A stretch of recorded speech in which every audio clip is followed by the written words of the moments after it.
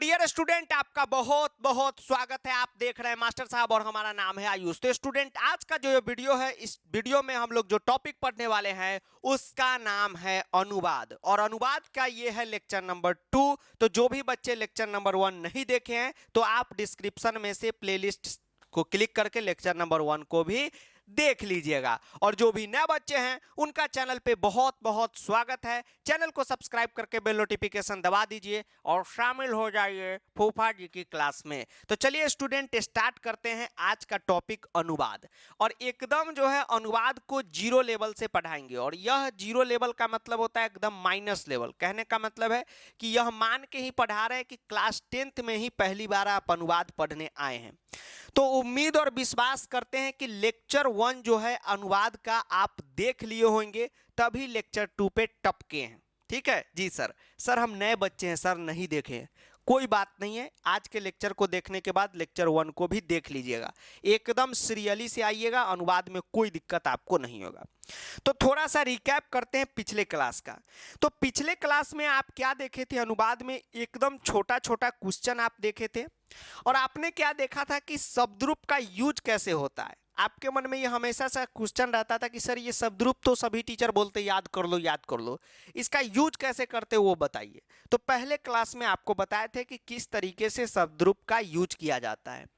और यूज में भी आप देखेंगे तो सिर्फ और सिर्फ प्रथमा विभक्ति का बताए थे। ठीक, तो आपके मन में क्वेश्चन था और कमेंट में भी हम देखे कि आप पूछ रहे थे कि सर पंचमी का यूज कब करेंगे, षष्ठी का यूज कब करेंगे, तृतीया का यूज कब करेंगे। तो आज के क्लास में यही टॉपिक पढ़ाई होने वाला है। यानी कुल मिला के बोले तो आज के क्लास में अनुवाद में हम लोग कारक का अनुवाद पढ़ने वाले हैं, जो काफ़ी ज़्यादा इंपॉर्टेंट होता है। और बिना कारक के अनुवाद पढ़े अनुवाद आपको समझ में ही नहीं आएगा। और सारा क्वेश्चन तो कारक के ही अनुवाद पे बोर्ड में आता है। ठीक है, तो टॉपिक लगाएंगे आप कारक का अनुवाद। अब कारक में जो है ज़्यादा जानने की ज़रूरत नहीं है, तो कारक जो है उसको स्टार्ट करते हैं। अब सबसे पहले ये जानिए कि कारक कहते किसको हैं। तो इसका बड़ा सिंपल सा, नन्हा सा, मुन्ना सा, खूबसूरत सा, हसीन सा डिफिनीशन है जो आपको बताते हैं कारक किसे कहते हैं। तो कारक का बड़ा सिंपल सा डिफिनीशन होता है कि क्रिया के साथ, अभी सब बताएंगे क्रिया क्या होता है। क्रिया के साथ, ठीक है, क्या होता है डिफिनीशन, लिखिएगा नोट बना के। क्रिया के साथ जिसका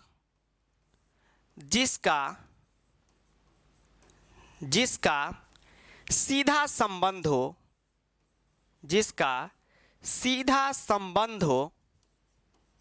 ठीक है, सीधा संबंध हो, उसे कारक कहते हैं।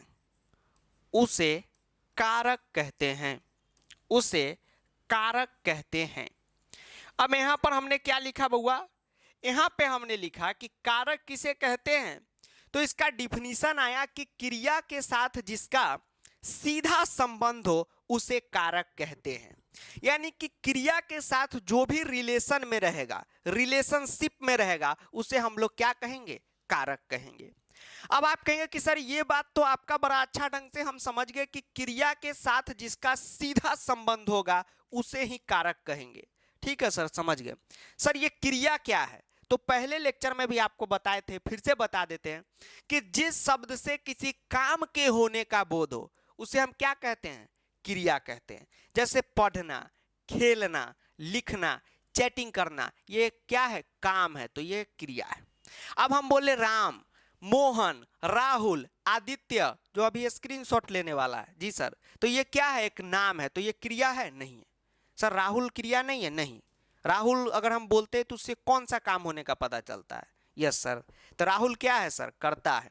वो आपको अभी हम पढ़ाएंगे, चिंता नहीं कीजिए। तो क्रिया के साथ सीधा जिसका संबंध रहेगा उसे हम कारक कहते हैं। अब संबंध कैसा होता है, किस तरीके से होता है, वो आपको हम बताते हैं कि बिना कारक का जो ग्रामर है, मतलब ग्रामर ही है कारक, तो बिना कारक के कॉन्सेप्ट का कोई भी अनुवाद नहीं बनता है। ठीक है, और यही कारक का अनुवाद आज हम आपको सिखाने वाले हैं। अब कारक का एक आपको हम चार्ट दिखाने वाले हैं। अब चलिए, अब कारक जो है आपको एक चीज दिखाते हैं, उससे आप बहुत रिलेट कर पाएंगे कि कारक होता क्या है। यह एक चार्ट है। अब चाट का मतलब ये नहीं है कि खाने वाला चाट है, चाट को हिंदी में कहते हैं तालिका, यानी कि एक चाट दिया हुआ है, जैसे केमिकल रिएक्शन का चाट होता है, ठीक है, एटम मॉलिक्यूल का। ये चार्ट आप बचपन से देखते आ रहे होंगे, हो सकता है आप में से बहुत स्टूडेंट इसको रटे भी होंगे। कर्ता ने कर्म को करण से संप्रदान को के लिए आपादान से संबंध काके की अधिकरण में पर संबोधन है, अरे ओ याद है जी सर, याद है, यही तो है कारक। अब जो भी कर्ता कारक रहेगा उसमें कौन सा विभक्ति लगेगा, प्रथमा विभक्ति लगेगा। अब आप कहेंगे कि सर ये बात तो आपका बहुत अच्छे ढंग से हम समझ गए कि कर्ता कारक में प्रथमा विभक्ति लगता है, लेकिन सर ये प्रथमा विभक्ति होता क्या है, लगता क्या है, सो बताइए। तो अभी क्वेश्चन कराएंगे ना, उस समय बताएंगे। अभी के लिए फिलहाल अगर आपसे हम पूछे कि संबंध कारक में कौन सा विभक्ति लगता है, तो आप बोलेंगे सर संबंध कारक में षष्ठी विभक्ति लगता है। क्यों लगता है, कैसे लगेगा, यही क्यों लगता है, ये सारा का जवाब आपको अभी जब क्वेश्चन कराएंगे एक हर कारक का, तब आपको पता चलेगा। अभी के लिए ये चार्ट को एकदम याद कर लीजिए, बचपन से आप याद करते आ रहे होंगे तो एकदम याद हो गया होगा, रैप बना के याद कर सकते हैं।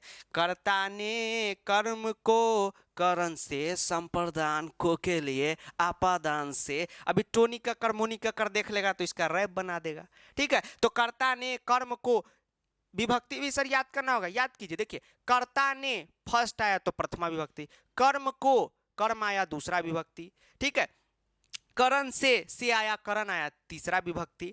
तो यह इसका हिंदी चिन्ह है, ठीक, यह कारक है और यह इसका विभक्ति। ये चार्ट जो है आपको अनुवाद बनाने के लिए याद रहना चाहिए और समास भी बनाने के लिए ये चार्ट याद रहना चाहिए। अगर ये चार्ट नहीं याद है तो फिर समास आपसे नहीं बनेगा, इस बात को ध्यान में रखिएगा।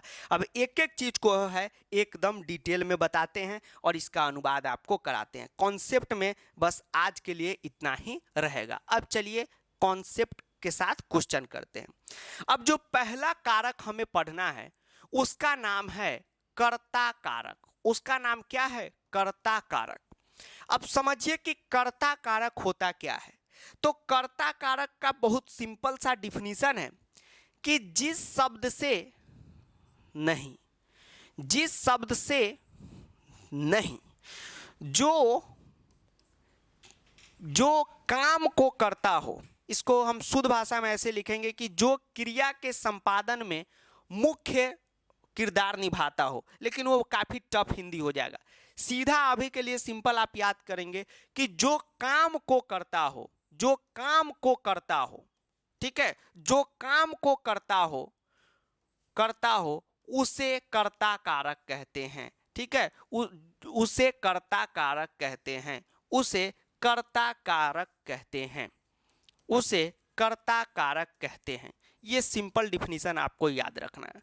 एक बात और बता देते हैं, कुछ स्टूडेंट होंगे एक दो, वो कहेंगे कि कौन सा ये लफुआ डिफिनीशन लिखा दिए, इसका तो होना चाहिए जो क्रिया के संपादन में मुख्य भूमिका निभाता हो उसे कर्ता कारक कहते हैं। तो उतना टफ हिंदी हमको भी आता है, उससे बड़े बड़े टफ आता है, लेकिन वो सब पढ़ाएंगे समझे नहीं आए तो कौन काम का है। इसलिए सिंपल लिखा दिए, क्योंकि डिफिनीशन तो आपके एग्जाम में पूछेगा नहीं, कॉन्सेप्ट से क्वेश्चन पूछेगा, तो डिफिनीशन आप ऐसा लिखें जिसे आपको समझ में आए। तो हमने क्या डिफिनीशन लिखा कि जो काम को करे उसे हम लोग क्या कहेंगे, कर्ता कारक कहेंगे। जो काम को करता हो, ठीक है, या जो काम करता हो उसे हम लोग क्या कहेंगे, कर्ता कारक कहेंगे। ये बहुत सिंपल अनऑफिशियल डिफिनीशन है और हम लोग भी तो अनऑफिशियल ही काम करते हैं। सर कैसे, शुरुआत में पढ़ना चाहिए 9वें 8वें में, अभी पढ़ रहे हैं तो अनऑफिशियल चीज ना हुआ जी सर, तो थोड़ा सा अनऑफिशियल डिफिनीशन लिखेंगे। तो जो काम को करता हो उसे क्या कहेंगे, कर्ता कारक कहेंगे। सिंपल सेंटेंस में जो कांड करे, जो काम करे, वो क्या है, कर्ता कारक है। अब जैसे हम यहाँ पे लिखते हैं रमेश विद्यालय जाता है, विद्यालय जाता है, रमेश विद्यालय जाता है।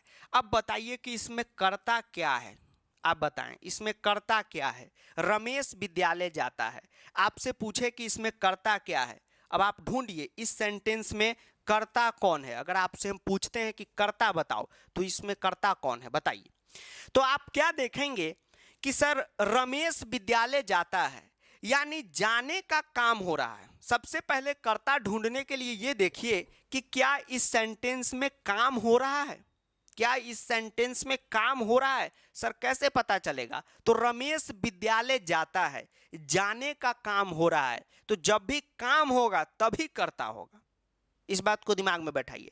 जैसे मान लीजिए कि एक सेंटेंस आपको हम ये वाला देते हैं, एक सेंटेंस आपको हम ये वाला देते हैं कि एक सेंटेंस आपको ये वाला देते हैं कि पटना बिहार की राजधानी है ना sir? Yes sir, Patna Bihar की राजधानी है, राजधानी है। अब ये बताइए कि इसमें कर्ता क्या है? अगर हमने लिखा कि पटना बिहार की राजधानी है या दिल्ली भारत की राजधानी है, इसमें कर्ता क्या है ये बताइए। तो आप कहेंगे कि सर पटना कर्ता है। बिल्कुल गलत। पटना बिहार की राजधानी है, इसमें कोई काम हो रहा है? नहीं हो रहा है, तो इसमें कर्ता होगा ही नहीं। तो ये बात भी आपके ध्यान में रहना चाहिए कि कौन से वाक्य में कर्ता है, कौन से वाक्य में कर्ता नहीं है। जैसे अपने पुराने वाक्य में अगर आए तो आप देखेंगे रमेश विद्यालय जाता है, इसमें जाने का काम हो रहा है, और जाने का काम कौन कर रहा है? रमेश कर रहा है। तो रमेश क्या हो गया? कर्ता हो गया। और क्या काम हो रहा है? पिछले क्लास में आपको बताए थे, जाता है, यानी वो हो गया क्रिया। और यहां पर आप देखेंगे कि एक्चुअली में क्या काम हो रहा है। ठीक है, फाइनल जाता है तो ठीक है, क्या कहां जा रहा है? एक्चुअली में क्या काम हो रहा है? वो क्या हो गया? कर्म हो गया। ठीक है, अब देखिए इसका अनुवाद कैसे बनाएंगे फटफट। पिछले लेक्चर में आप देखे थे कि सिर्फ और सिर्फ हम लोग कर्ता और क्रिया का अनुवाद बताए थे, इसमें देखिए कर्म को भी इंक्लूड कर दिए। अब देख रहे हैं धीरे धीरे अनुवाद का क्वेश्चन बड़ा हो रहा है, और यही 3-4 लेक्चर बाद आप देखेंगे कि एकदम जो बोर्ड में बड़ा बड़ा अनुवाद आता है वो भी फटाफट आप बना लेंगे। ठीक, अब चलिए इसका अनुवाद बनाते हैं। तो अब इसका अगर अनुवाद बनाना हो तो आप कैसे बनाएंगे और क्या बनाएंगे, सो बताइए। आपको पिछले लेक्चर में बताए थे, अब इसका अनुवाद करके दिखाइए। रमेश विद्यालय जाता है का अनुवाद करके दिखाइए। रमेश विद्यालय जाता है का बिल्कुल सर कर देंगे। तो आप पहले यह ढूंढेंगे कि किसका शब्द रूप होगा और किसका धातु रूप होगा। सर कैसे पता चलेगा? तो जितना भी काम हो रहा है, क्रिया है, वर्ब है, उसका धातु रूप होगा। जैसे यहां पर एक ही चीज हमको दिख रहा है, जाता है, तो जाता है का क्या होगा? जाता है का क्या होगा? धातु होगा। क्यों धातु रूप होगा? इसलिए धातु रूप होगा जाता है का, क्योंकि जाता है क्या है? एक काम है। कोई दिक्कत? No sir. रमेश एक नाम है, विद्यालय एक नाम है, तो ये दोनों का क्या होगा? शब्द रूप होगा। क्या होगा? शब्द रूप होगा। इसमें कोई दिक्कत? No sir. ये पिछले लेक्चर में बताए थे कि किसका शब्द रूप होगा, किसका धातु रूप होगा। जितना भी क्रिया है, जिस शब्द से किसी काम के होने का पता चल रहा है उसका धातु रूप, और जिस शब्द से किसी काम के होने का नहीं पता चल रहा है उसका होगा शब्द रूप। जैसे रमेश है, रमेश है तो इसमें कौन काम हो रहा है? शब्द रूप होगा। विद्यालय है तो कौन काम हो रहा है? नहीं हो रहा है, शब्द रूप होगा। जाता है तो वो काम हो रहा है, उसमें धातु रूप होगा। ठीक है, ये आपको दिखना है। अब कोई कहेंगे कि सर एक ही बात 2-2 बार 3-3 बार क्यों बोल रहे हैं? तो 3-3 बार बोलते हैं इसीलिए तो याद रहता है। ठीक है, आप एक बार संस्कृत का लेक्चर देख लेते, उसके बाद कहीं दोबारा आपको देखने का जरूरत पड़ता है? No sir. क्यों? क्योंकि बार बार रिपीट होता है तो बात दिमाग में जाता है, नहीं तो 10 मिनट के वन शॉट को उसी वक्त पढ़ते हैं आप लोग, 10 मिनट में ही भूल जाते हैं। एकदम जिंदगी भर याद रहेगा और एग्जाम तक तो एकदम रहेगा। चलिए अब इसका क्वेश्चन बनाएंगे तो कैसे बनाएंगे बताइए। तो क्वेश्चन बनाने में आपको बताए थे कि हमें सबसे पहले क्रिया का ही संस्कृत लिखते, तो क्रिया का संस्कृत खोजने के लिए हमें 3 चीज चाहिए। सबसे पहले चाहिए लकार। अब किसी को पता होगा कि लकार किसे कहते हैं, तो लेक्चर 1 में बताए हैं, नहीं भूल गए तो जान लीजिए लकार का मतलब हुआ काल टेंस। तो रमेश जाता है प्रेजेंट टेंस है, तो संस्कृत में इसको कहते हैं लट लकार। ठीक है जी सर, प्रेजेंट टेंस का सवाल है, कैसे पता चला? रमेश विद्यालय जाता था तो भूतकाल हो जाएगा, रमेश विद्यालय जाता है यानी कि ये लट लकार है। कोई दिक्कत? No sir. अब इसका खोजेंगे वचन। अब वचन जो है, एक बात आपको बता देते हैं कि क्रिया का जो भी वचन होगा वह जो है कर्ता पे डिपेंड करता है। जैसे जैसे क्रिया डांस करेगा वैसे वैसे कर्ता भी डांस करेगा, दोनों एक जैसा होगा। क्रिया का जो वचन रहेगा वही कर्ता का वचन रहेगा। सर ऐसा क्यों? Why sir? ये सर हमारे टीचर भी बोले कि क्रिया का जो वचन रहेगा वही कर्ता का रहेगा, या कर्ता का जो वचन रहता है वही क्रिया का रहता है। सर इसके पीछे का क्या लॉजिक है, ऐसा क्यों हुआ? बदल भी तो सकता है। बिल्कुल आप सही सोच रहे हैं। तो ऐसा इसलिए हुआ कि अगर हम रमेश के जगह लिख दे 2 लड़के विद्यालय जाता है, तो जाता है बदला नहीं बदला, लेकिन इससे पता चल गया कि 2 लड़का जा रहा है यानी द्विवचन हो गया।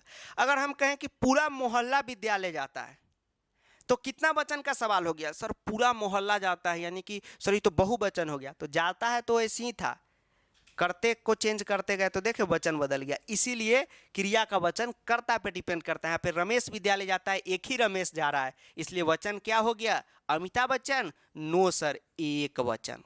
जी सर ठीक है। उसके बाद आपको ढूंढना है पुरुष, कि पुरुष क्या है।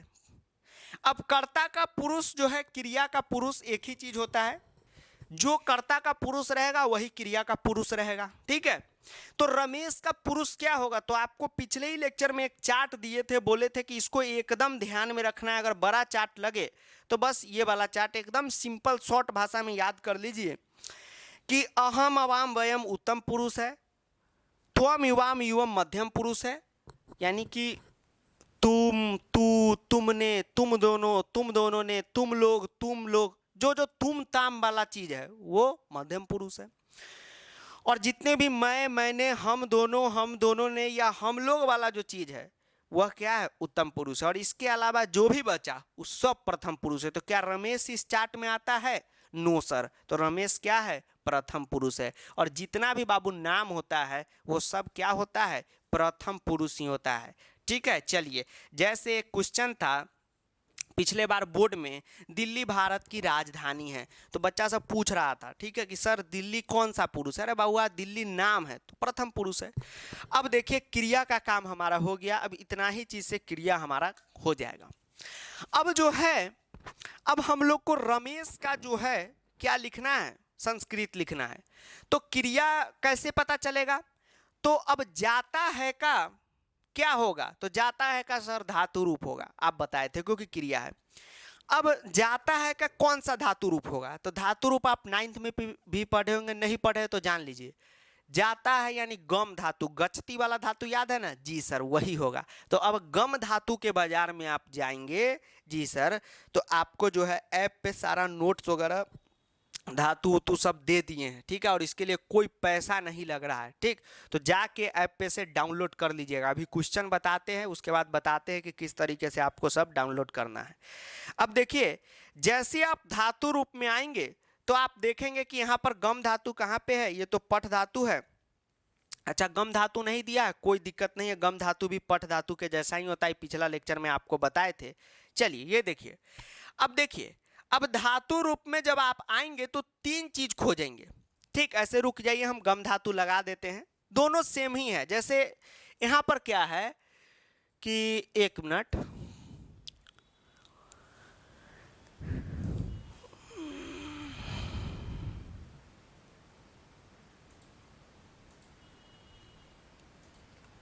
वो पॉपअप आता है तो कुछ लोग कहते हैं पैसा ले रहा है, पॉपअप को हटा देना, नोट्स अपने डाउनलोड हो जाएगा।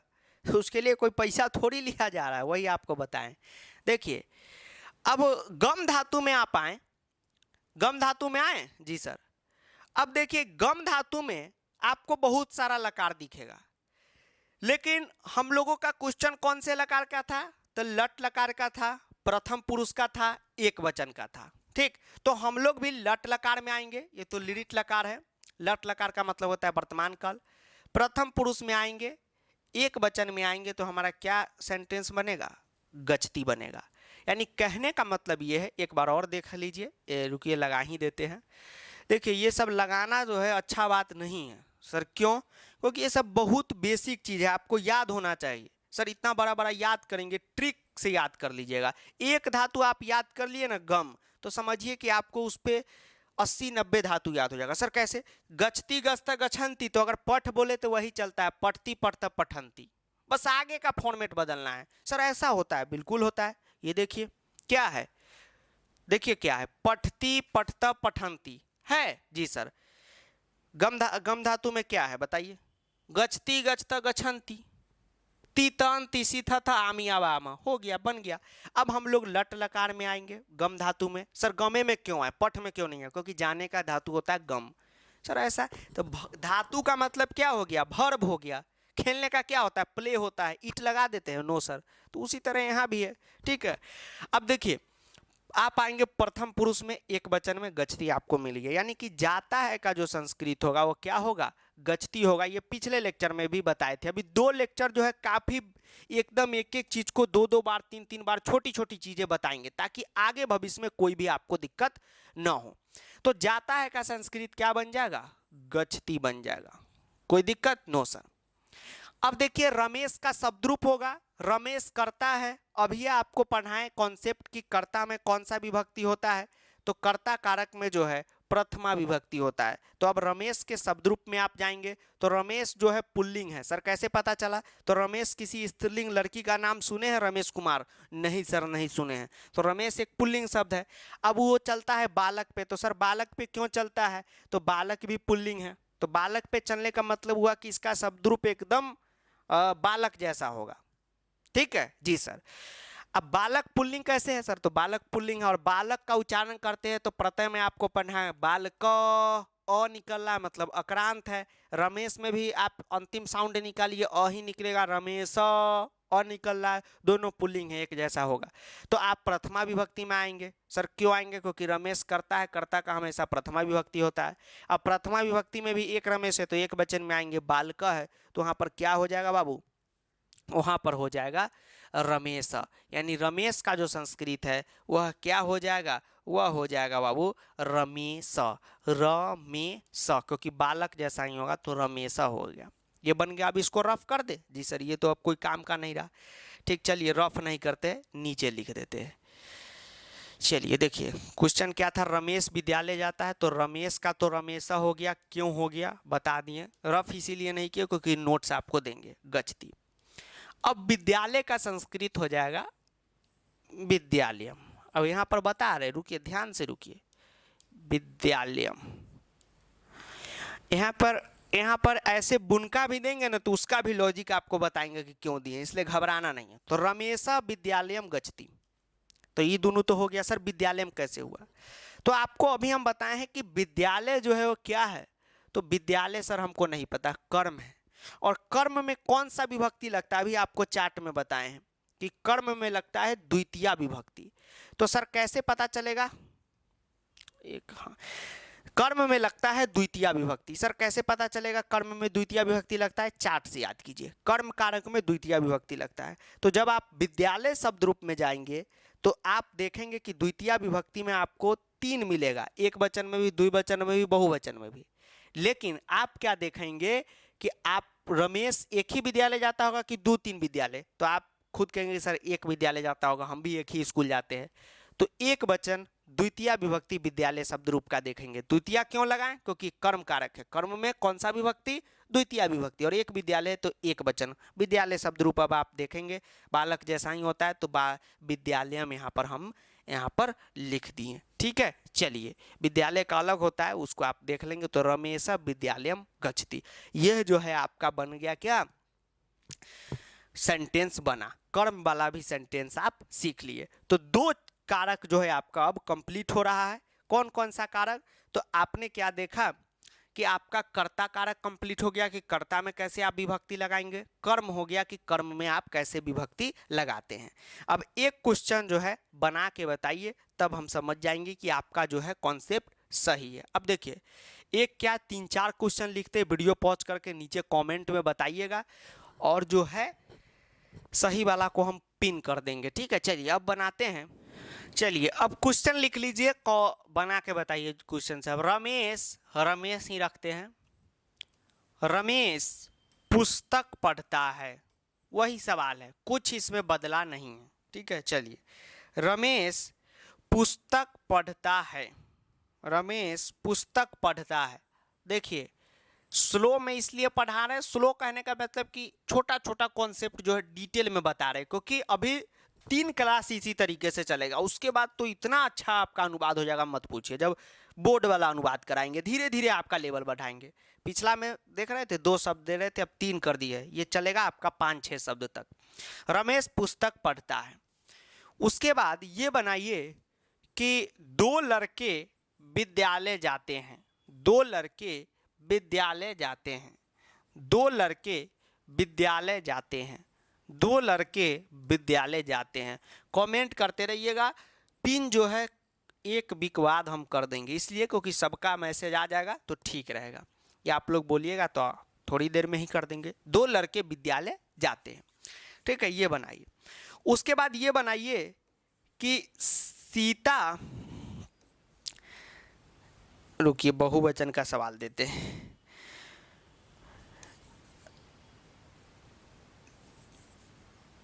रमेश और मोहन विद्यालय जाते हैं, विद्यालय जाते हैं। इसमें सिर्फ और सिर्फ कर्म कारक का और कर्ता कारक का लगेगा, ठीक है, कॉन्सेप्ट, ठीक। और का संस्कृत तो आपको पता ही होगा। यस सर, नहीं पता है बता दीजिए। च होता है, जी सर। अब आप कंफर्म करके क्वेश्चन बनाइए, आपको खुद ब खुद पता चल जाएगा। तो यह 3 क्वेश्चन जो है आप इस कारक पे क्या कीजिएगा, बनाइएगा। अब कर्ता कारक आपका क्लियर हो गया होगा कि कर्ता में हमेशा प्रथमा विभक्ति लगेगा, और प्रथमा विभक्ति लगेगा मतलब शब्दरूप जब हम इस्तेमाल करेंगे कर्ता का तो प्रथमा विभक्ति का यूज करेंगे। जैसे आप देखें कि रमेश में हमेशा प्रथमा का यूज किए, लेकिन वचन जो है वो बदलता रहेगा। जैसे आप देखेंगे कि यहाँ पर क्या है क्वेश्चन में कि 2 लड़के विद्यालय जाते हैं, तो जाने का काम 2 लड़का कर रहा है। तो जो 2 लड़का है वह क्या है आपका, वो है आपका 2 लड़का जो है क्या है आपका, करता है, जाने का काम कर रहा है। कोई दिक्कत नो सर। लेकिन इसमें भी प्रथमा ही लगेगा क्योंकि ये करता है, लेकिन 2 लड़का है तो द्विवचन का लगेगा। अब लड़का का जो संस्कृत होता है बालक होता है, तो 2 लड़का का तो क्या हो जाएगा बताइए, हिंट दे देते हैं। तो आप जो है यहाँ पर बालक में जाएंगे, द्विवचन में देखेंगे क्या हो जाता है, बालकौ हो जाता है, तो बालकौ हो जाएगा। अब कुछ लोग कहते हैं कि सर दू का संस्कृत नहीं लिखेंगे, तो आप बालकौ लिख दिए, इसका मतलब ही हो गया द्विवचन। हम अगर बालकौ लिखते हैं तो मतलब ही है द्विवचन। तो अगर आप दू का लिखेंगे चाहे नहीं लिखेंगे, उससे कोई भी आपका नंबर नहीं कटेगा, ठीक है। तो ऊपर वाला सवाल तो हल्का है, नीचे जो 2 सवाल है यह बोर्ड में 2 साल पहले पूछा गया है, ठीक। तो इसी तरीके से अब आपका अनुवाद फटाफट बनेगा, और यह अनुवाद बन रहा है तो आपके अंदर कॉन्फिडेंस आ जाएगा। अब चलिए नेक्स्ट कारक पढ़ते हैं, करण कारक को, ठीक है। चलिए अब जो है करण कारक को पढ़ने से पहले एक बात आपको बता देते हैं, जितना भी क्लास नोट्स है उसको आप मास्टर साहब ऐप से डाउनलोड कर सकते हैं।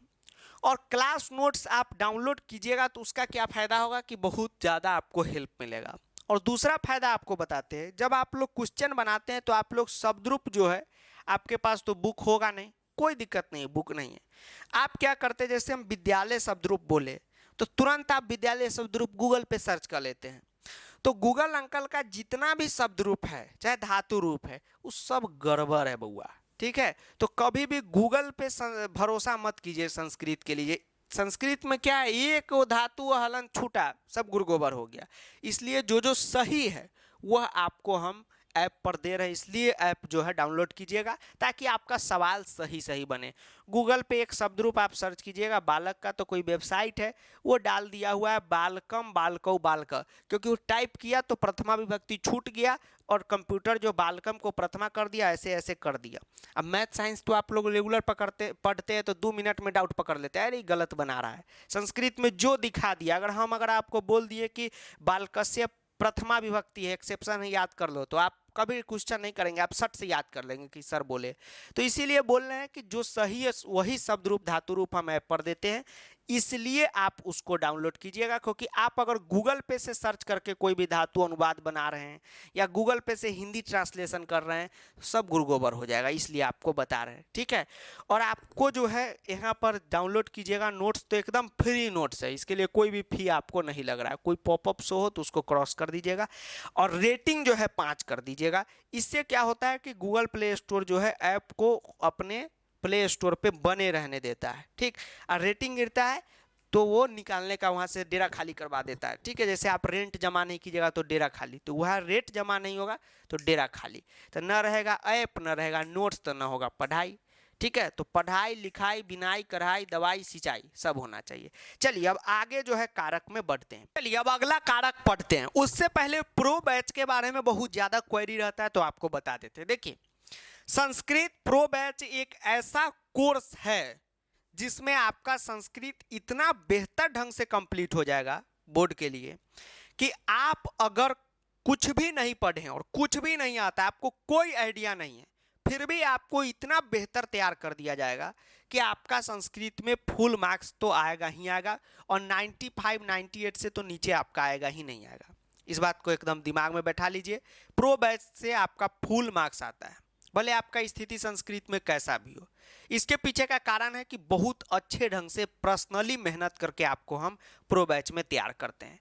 फी जो है वो भी बहुत कम है, 399 फुल कोर्स का फी है, ठीक। और प्रो बैच में ऐसा नहीं है कि भेड़िया धसान है कि हाँ अपना पढ़ना है तो पढ़ो, पर्सनली फोकस करके जैसे होम ट्यूशन में होता है, और एक एक टॉपिक इतना बारीकी से तैयार आपका कराते हैं कि आपको कोई भी दिक्कत नहीं होगा। जैसे आप कहीं भी अगर संस्कृत पढ़ेंगे या कोई भी सब्जेक्ट, तो आप देखेंगे कि जो 10th का सिलेबस है वही आपको टीचर बताएंगे, 9th वाला है 8 वाला आ रहा है तो थोड़ा थोड़ा आपको बता देंगे। लेकिन हमको पता रहता है कि आप 10th में ही पहली बार पढ़ने आते हैं, तो बेसिक में आपको हर छोटा छोटा डाउट आता रहता है, हर छोटा छोटा चीज़ पे ज़रूरत पड़ता रहता है, ठीक है।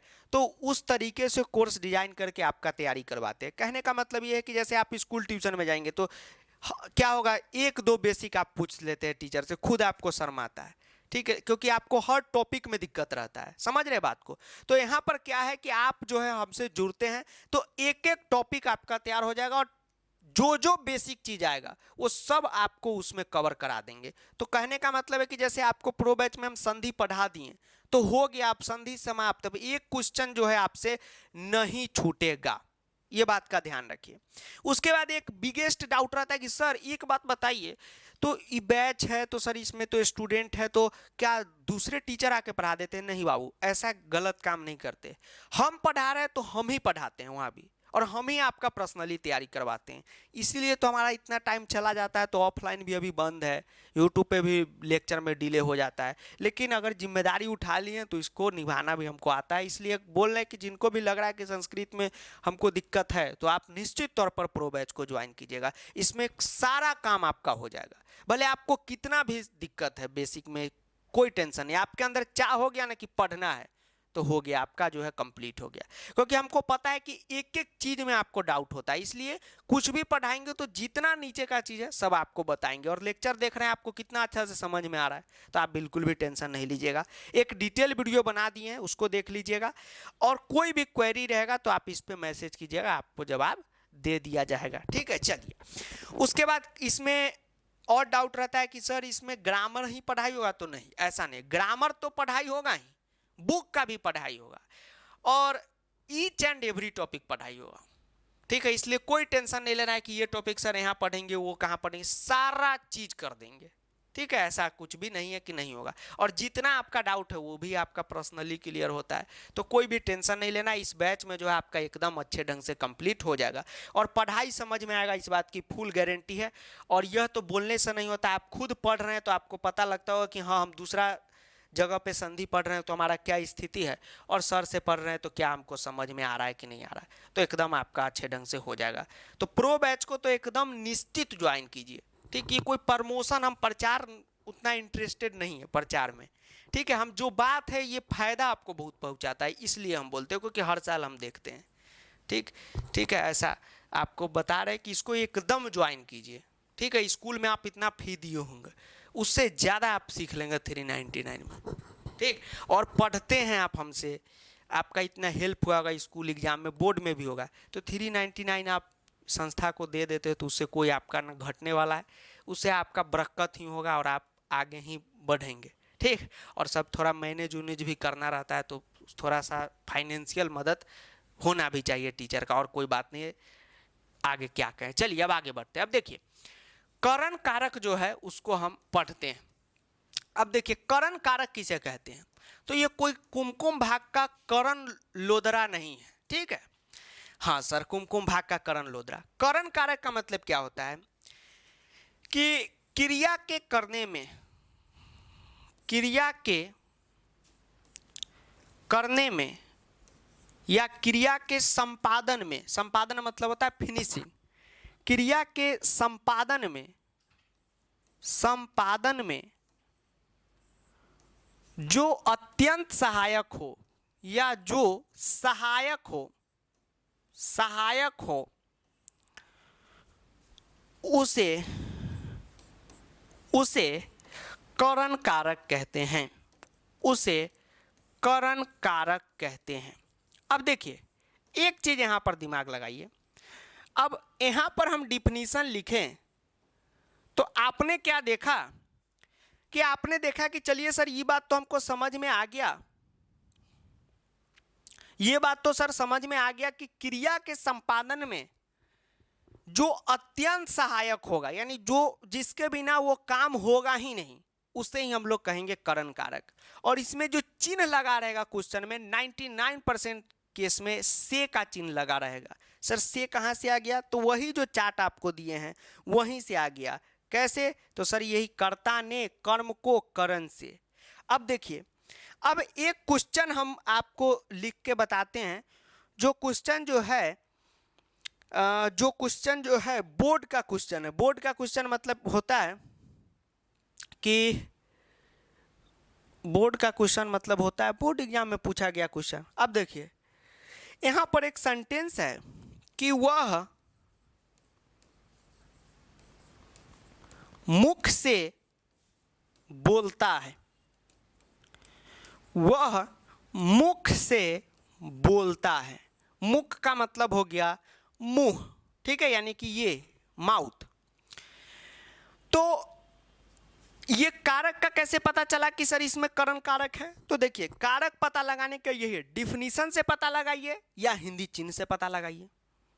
सर डिफिनीशन से कैसे पता लगाएं? तो देखिए सबसे पहले हिंदी चिन्ह से कैसे पता लगाते हो, देखिए वह मुख से बोलता है, तो जहां भी से आ गया, कर्ता ने कर्म को करण से, तो समझ लीजिए कि से आ गया मतलब बउआ इसमें क्या है? करण कारक है। से आ गया मतलब उसके पहले वाला शब्द में करण कारक लग जाएगा। ये बात पता चला। डिफिनीशन से भी आप चेक कर सकते हैं, क्या यहां पर कोई काम हो रहा है? तो आप कहेंगे हाँ सर बोलता है, एक काम हो रहा है, कोई दिक्कत नो सर। अब बोलता है, एक काम हो रहा है, एक क्रिया है, तो इसके संपादन में, संपादन का मतलब होता है इसके फिनिशिंग में, बोलने के फिनिशिंग में, यानी कि जो बोलने का काम हो रहा है उसमें सबसे ज्यादा सहायक कौन है?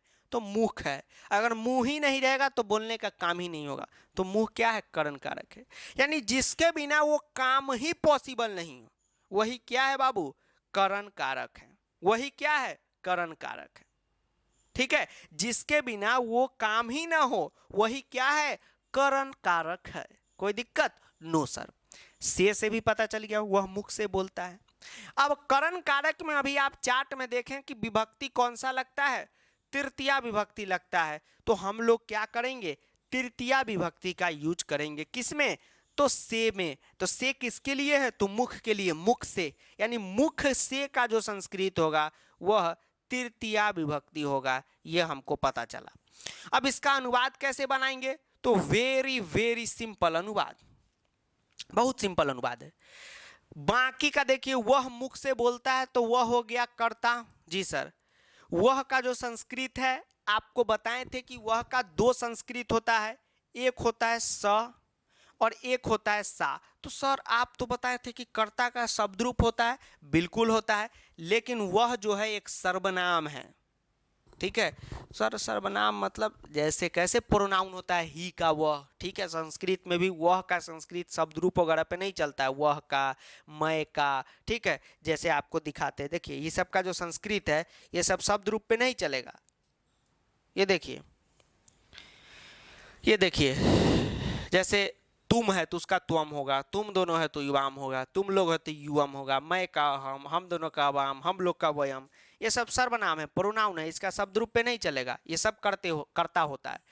जैसे आपका भवान, आप दोनों का भवंतो, ठीक है, वे सब का ते। ठीक है, चलिए, तो ये धीरे धीरे सर कैसे पता चला? अभी पता चल गया ना? जी सर। अब देखिए वह का संस्कृत डायरेक्ट होगा। अच्छा सर ये बात है। हाँ, तो वह का दो संस्कृत होता है, स होता है या सा होता है। तो सर कैसे पता चलेगा कि स यूज करें कि सा यूज करें?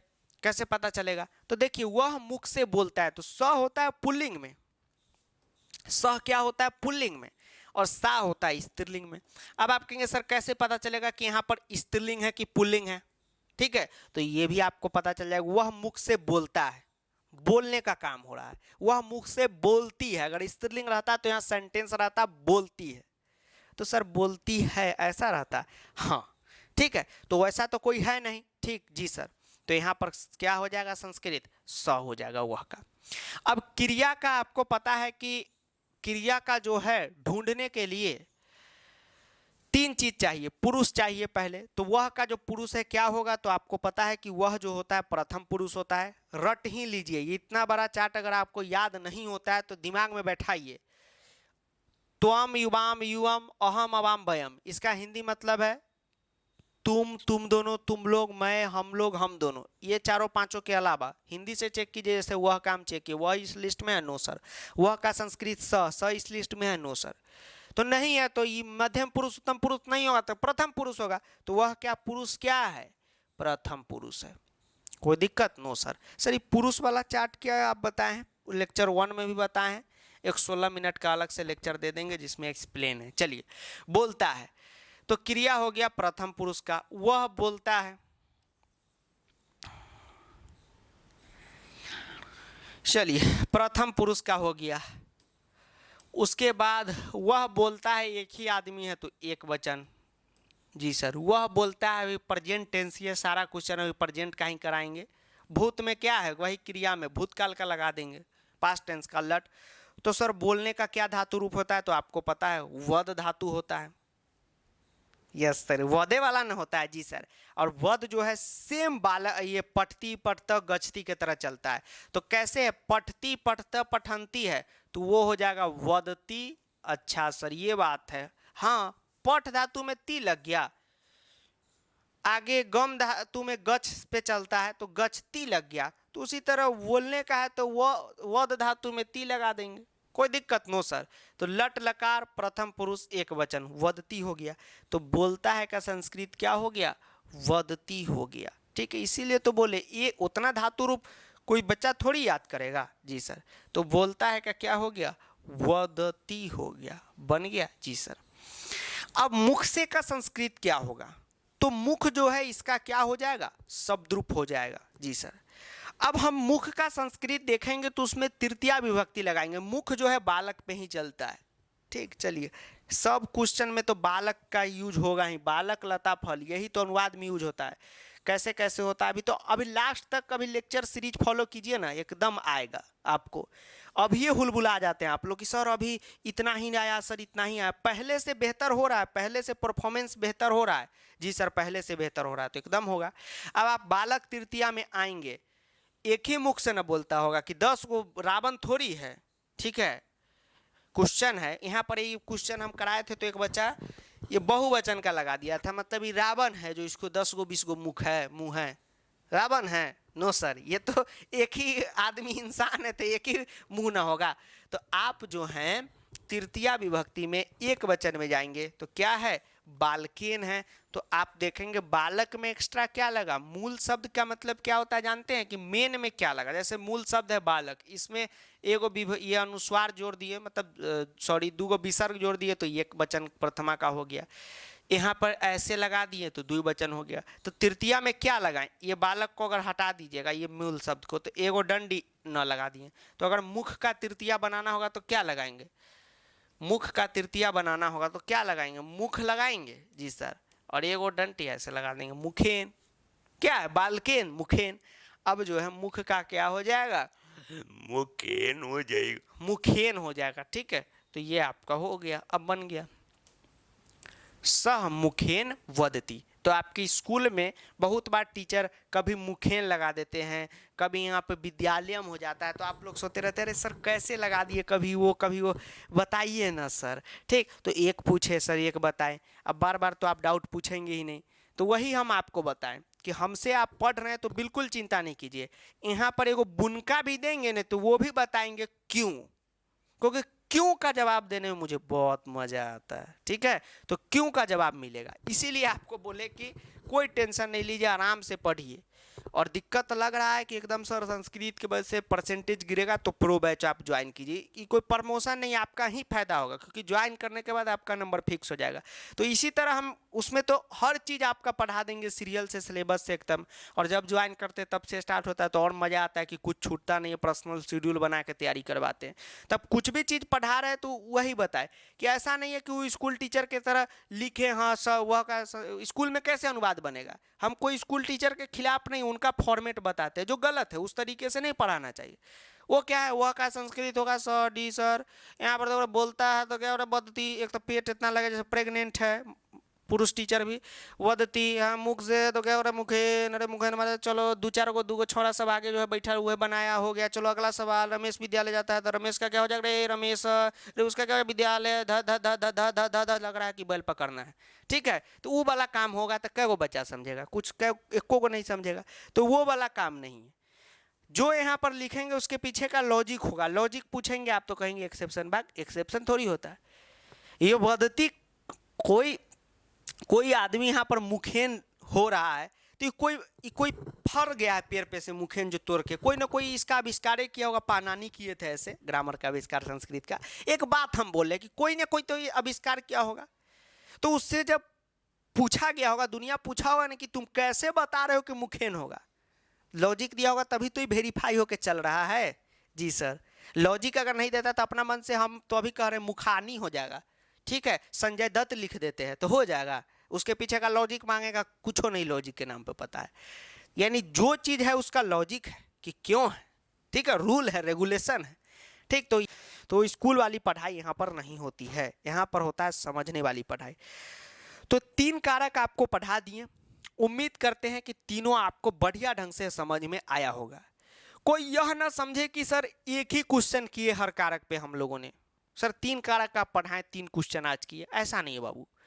अब इस कारक पे लाखों क्वेश्चन कर सकते, वही हम आपको बताएं कि ये नहीं लेक्चर देखिएगा अनुवाद का तो ये सोचिएगा कि अरे सर अभी तक तो पहला लेक्चर दूसरा लेक्चर मिला के 7-8 ही क्वेश्चन हो पाया है। नहीं बाबू, वो 7-8 क्वेश्चन ही 7000 क्वेश्चन के बराबर है। क्यों? क्योंकि कॉन्सेप्ट हमको आ गया है, और मेन हम क्वेश्चन कराने पे नहीं है। ठीक है, वो हम रेडीमेड टीचर नहीं है कि यहाँ पर सारा क्वेश्चन लिखा हुआ है, आके वो आंसर हमको पते है वह बना रहे हैं। रमेश विद्यालय जाता है, बस लिख दिए रमेश विद्यालयम, रमेश विद्यालयम जाता है का गच्छती, ऐसा लिख के चल दिए। अरे भाई बंद रूम है, कौन हमको देख रहा है कि कहीं से हम याद करके आ गए हैं, ऐसा नहीं है। जो चीज लिखे उसके पीछे का लॉजिक बताएंगे, और क्वेश्चने हम 1000 को करा दें कुछ कॉन्सेप्टे नहीं रहे तो खाक का वो पढ़ाई हो गया। कहने का मतलब है कि क्वेश्चन जो है उस पे फोकस नहीं करना, पहले कॉन्सेप्ट पे करना है, और तब ना 4 लेक्चर में कॉन्सेप्ट पूरा हो जाएगा। और अंतिम 4 लेक्चर में एक एक क्वेश्चन को ऐसे उस साउथ के फिल्म में नहीं होता है ऐसे पकड़ के एमहराओ फेंक देंगे, साउथ वाला भी कहानी खत्म हो जाएगा, भोजपुरी फिल्म चलेगा। कहने का मतलब ये है साउथ में क्या होता है कि आप एगो कैसे मारा तब तक वो सब आसमान में ऐसे है, तब तक अपना हीरो चना भूजा खा रहा है, गिर गया। भोजपुरी में क्या है, इस गांव में मारेगा उस गांव में गिरेगा, मुजफ्फरपुर में मारा सीतामढ़ी में गिरा। तो वही वाला काम होगा कि एक एक क्वेश्चन को आप देखेंगे ऐसे आप पकड़ेंगे और उठा के फेंक देंगे। ठीक, इसलिए हम लोग कॉन्सेप्ट पे फोकस कर रहे हैं। अब 3 कारक हो गया ना, अब बस आपको ये जो है अंतिम कारक में ये इसको 8वां वाला को हटाइए कर रखिए, इससे कोई सवाल उवाल नहीं आता है। अब जो है बाकी जो चारों है ये आपको हम अगले लेक्चर में पढ़ाएंगे। बस खत्म हो गया, 50% कॉन्सेप्ट खत्म, 50% का 2 लेक्चर और उसके बाद जितना भी क्वेश्चन उसको घुमा घुमा के आपको बताएंगे, सब बताएंगे। ठीक, इसलिए कोई भी डरना नहीं है कि सर क्यों है नहीं है। और बंद कमरा का बात इसलिए किए कि वो हम नहीं है कि 2 क्वेश्चन हम खुद याद करके आ गए पढ़ा के चल दिए ना बाबू, हम हजारों 2000 को एक साथ भी पढ़ा सकते हैं। ठीक है, ठीक, वो ऑनलाइन वाला टीचर नहीं है रेडीमेड पढ़ाई, ऑनलाइन तो एक माध्यम है इसलिए पढ़ा रहे हैं। ठीक है, ऑफलाइन वाला हम टीचर, ऑफलाइन में भी वही वो वाला टीचर की नहीं कि बच्चा को डरा के रखे हुए, जो बच्चा को जो मन पूछो, ठीक, सब लॉजिक बताएंगे, तब तो आप महालॉजिक बनेंगे। तो कोई तारीफ नहीं कर रहे हैं, इस बात से ही बता रहे हैं कि बे लॉजिक का पढ़िएगा ना तो इससे क्या होगा कि आपका जो है बे लॉजिक का पढ़िएगा तो 2 दिन 3 दिन कॉन्सेप्ट याद रहेगा, क्वेश्चन सेम टू सेम याद हो जाएगा। थोड़ा भी बोर्ड इसमें बदला बदली करेगा, बोलता है क्या पढ़ता है लिख देगा, बस गड़बड़ हो जाएगा। अब यही क्वेश्चन में आप बना के बताइए कमेंट बॉक्स में, पढ़ता है बनाइए। ठीक, चलिए अब जो एग्जाम से एक दिन पहले आ रहे होंगे वो कह रहे होंगे कि जल्दी जल्दी पढ़ाना। अबे बाबू मैं जल्दी ही पढ़ा चुका हूँ, तुम ही बाबू सोना के चक्कर में अभी लेट कर दिए, तो मेरी गलती है क्या? है न मेरी गलती है ना तुम्हारे पापा मम्मी की गलती है, क्योंकि वो टाइम पे फीस दिए, हम भी टाइमे पे अनुवाद पढ़ा रहे हैं। कौन महीना चल रहा है? ये चल रहा है सितंबर का महीना, तो कौन ज़्यादा लेट है? ठीक है, लेट हो गए, लेट कमर। चलिए अब बताइए, वह मुख से पढ़ता है, बताइए इसका। तो हम लोग क्या करेंगे, बस पढ़ता है का धातु बदलेंगे। अब मुख के जगह यहां पर दे देगा क्या, मुख के जगह मान लीजिए और क्या चीज से पढ़ता है, हाथ से पढ़ता है। ठीक है, हाथ से पढ़ता है नहीं, हाथ से लिखता है। ये भी क्वेश्चन लिख लीजिए, वह हाथ से लिखता है। ये काफी टफ क्वेश्चन, ये 12th का क्वेश्चन आप लोग को दे दिए, देखते कौन कौन बनाता है। हाथ से लिखता है, सर हाथे का संस्कृत तो नहीं पता, वही खोजिए और उसमें तृतीया विभक्ति लगा दीजिए। वह हाथ से लिखता है, वही तो मेन मजा है, बाकी सब तो सजा है। ठीक, तो इतना कॉन्सेप्ट आपको ध्यान में रखना है। ठीक है, चलिए अब आगे बढ़ते हैं। तो आज के लिए इतना ही रहेगा, और अगला वीडियो में बाकी चारों आपका जो है बता देंगे। और घबराइए नहीं, अनुवाद इतना मस्त सिखाएंगे या मस्त हो जाइएगा आप। ठीक है, और खो जाइएगा अनुवाद में। ठीक है, एकदम खो नहीं जाना है, तो फिर वही बात कहेंगे, फिर आप खो जाएंगे तो निकलेंगे कैसे? एक बच्चा का था कि सर आप अनुवाद में बोले हम खो गए। नहीं, खोना नहीं है, दिमाग को एकदम शांत रखना है। खो जाएंगे तो फिर निकलेंगे कैसे अनुवाद से? अब इतना सारे स्टूडेंट, हम किसको टॉर्च लेके ढूंढते रहेंगे कि कौन कौन खो गया है अनुवाद में? ठीक है, तो खोइए कहीं और, मिठाई खाइए, मिठाई खिलाइए, बाबू सोना के साथ अपना सिक्का जमाइए। चलिए भैया अब चलते हैं। अगर अनुवाद नहीं बना तो मैं अपना गला काट दूंगा। ठीक है, तो चलिए मिलते हैं अगले लेक्चर में, तब तक के लिए जय हिंद, वंदे मातरम, आदाब, नमस्कार, सत श्री अकाल, प्रणाम, धन्यवाद। वीडियो को दोस्तों के साथ शेयर करना है, बाबू सोना के साथ भी शेयर करना है, और मोहल्ले वाले अंकल जी के साथ भी शेयर करना है, और आंटी जी के साथ भी शेयर करना है। ठीक है, तो मिलते हैं अगले लेक्चर में। जय हिंद, वंदे मातरम। वीडियो के डिस्क्रिप्शन में आपको सारा कंटेंट का लिंक जो है आपको मिल जाएगा, वीडियो, पुराना वीडियो, नया वीडियो। ठीक है, ये क्या नाम है अपना ऐप का, जो भी नोट्स वगैरह है सब आपको मिल जाएगा। और बाकी जितनी भी ज़रूरतें हैं वो आप कमेंट करते रहेंगे, और ज़रूरतों को पूरा हम आपका करते रहेंगे। ठीक है, तो कोई भी चिंता आप न करें। ठीक, तो चलिए, आज का क्लास बहुत अच्छा रहा, सभी लोग चैट किए, पढ़ें, क्वेश्चन का जवाब दिए, काफ़ी अच्छा लगा। तो धन्यवाद, चलिए धन्यवाद।